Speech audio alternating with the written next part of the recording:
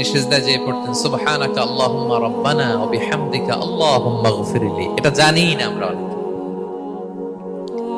সুবহানাকা আল্লাহুম্মা রাব্বানা ওয়া বিহামদিকা আল্লাহুম্মা ইগফিরলি এর অর্থ হচ্ছে, হে আমার রব, আপনার পবিত্রতা ঘোষণা করছি, আপনার প্রশংসা আমরা করছি, আল্লাহ আপনি আমাকে ক্ষমা করে দেন, আল্লাহুম্মা ইগফিরলি। এই দোয়াটা বিষ্ণু ইসলাম পড়তেন।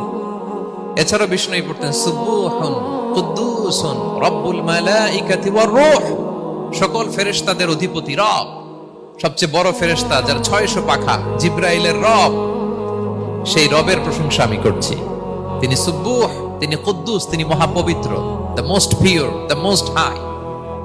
এভাবে বিষ্ণু ইসলাম আল্লাহর প্রশংসা করতেন। তিনি আরো পড়তেন আল্লাহুম্মা ইগফিরলি যুনুবি কুল্লাহ দিক্কাহু ওয়া জুল্লাহ আউওয়ালাহু ওয়া আখিরাহ আলানিয়াতাহু ওয়া সিররাহ। আল্লাহ আপনি আমার গুনাহ মাফ করেন, ছোট গুনাহ, বড় গুনাহ, প্রকাশ্য গুনাহ, গোপন গুনাহ, ইচ্ছা